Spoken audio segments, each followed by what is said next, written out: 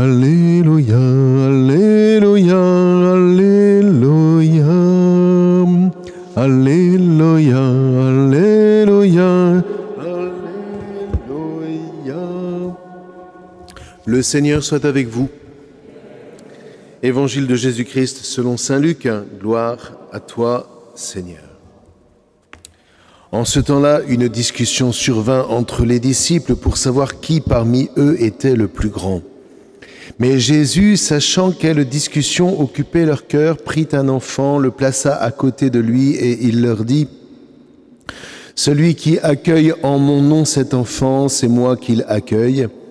Et celui qui m'accueille, accueille celui qui m'a envoyé. En effet, le plus petit d'entre vous tous, c'est celui-là qui est le plus grand. » Jean, l'un des 12, dit à Jésus : « Maître, nous avons vu quelqu'un expulser des démons en ton nom, et nous l'en avons empêché, car il ne marche pas à ta suite avec nous. » Jésus lui répondit : « Ne l'en empêchez pas, qui n'est pas contre vous et pour vous. » Acclamons la parole de Dieu. Louange à toi, Seigneur Jésus. Que cet évangile.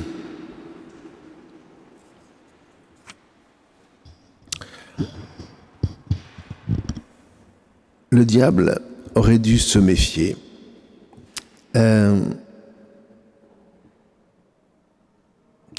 Car en réalité, dès le début, on voit que Job est un homme de bien.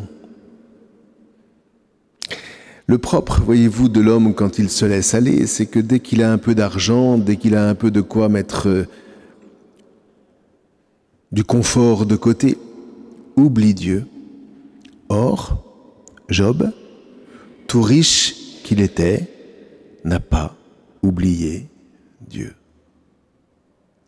Et c'est parce que, précisément, Dieu, la Torah, l'enseignement de Dieu, l'enseignement du Père, des Pères, était inscrit en lui, qu'il va pouvoir traverser toutes les épreuves qui lui seront proposées. Et l'épreuve majeure, vous voyez, c'est ça qui souvent nous révolte, c'est lorsque, non pas simplement conceptuellement, mais charnellement, nous passons de la première à la dernière place. C'est ça qui nous révolte. Et pourtant, vous voyez, je sais bien que tout le monde ici, parmi vous, a passé ces épreuves, de ce genre d'épreuves, où tout d'un coup on se sent vidé, vidé de toute espérance, vidé de tout amour, vidé de tout. Et pourtant il reste en nous cette espèce de mémoire vive qui nous fait nous raccrocher à Dieu comme notre dernier appui. Voilà. Les consolations des uns, les consolations des autres ne servent à rien. Vous remarquerez dans le livre de Job d'ailleurs que tant que les amis se taisent, Job tient le coup. À partir du moment où il commence à parler, à trouver des pseudo-consolations, c'est là où il craque. Mais ce que l'on constate dans ce livre-là, c'est précisément que, au plus bas, il y a quelque chose qui maintient en lui cette assurance que Dieu ne l'oublie pas. Et voyez, ce faisant, alors que Dieu le secoue là,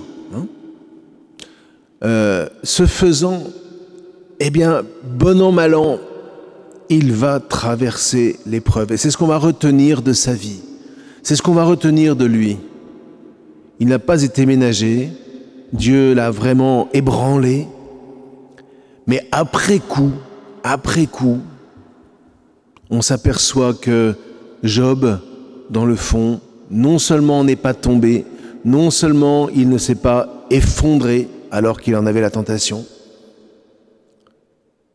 mais il ne s'en est que mieux relevé. Pourquoi ? Parce que des tas de choses auxquelles il n'avait pas pensé alors qu'il était dans l'opulence se sont offertes à lui comme de nouvelles pistes.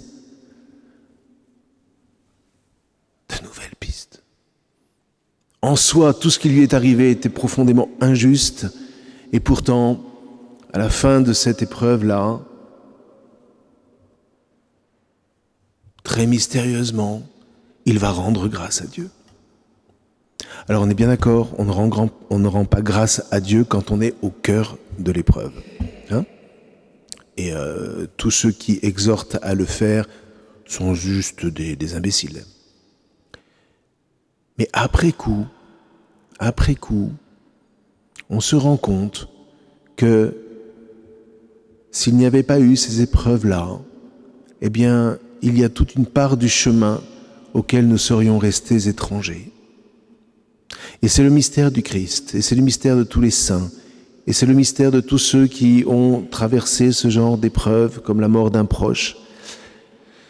Le mystère du Christ, c'est que si tu acceptes de tenir la main dans l'épreuve qui te mène et qui te plonge dans la mort, eh bien, tu ressusciteras et tu verras ce que tes yeux ne pouvaient pas voir avant. Voilà. Ce que tu ne savais pas voir, Dieu te travaille pour ouvrir peu à peu tes yeux. Et c'est alors qu'avec tous les saints, dans ce qu'on appelle la communion des saints, surgit une mystérieuse louange, celle des martyrs dans l'Apocalypse. Mais ça, vous voyez, il faut être vachement accroché à Jésus pour le vivre, pas pour le comprendre, parce que c'est au-delà de toute compréhension, mais pour rester dans l'espérance, quoi qu'il arrive. Alors si vous le voulez bien, dans cette Eucharistie, nous allons nous accrocher à Jésus dans le mystère de sa mort et de sa résurrection, et nous allons lui dire, Seigneur, si je me suis révolté, si je suis révolté, eh bien je t'offre cette révolte, car je sais que tu as dit et tu l'as vécu et tu l'as porté dans ta chair, que le plus grand dans le royaume de Dieu, c'est le plus petit. Eh bien Seigneur, fais-moi petit pour que je puisse témoigner de toi en son monde et des merveilles que tu donnes à ceux qui justement s'ouvrent à ta présence. Des merveilles que le monde ne connaît pas. Amen.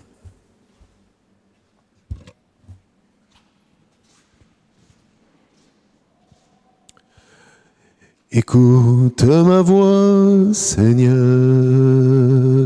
j'ai mis mon espérance en ta parole. Écoute ma voix, Seigneur, j'ai mis mon espérance en ta parole.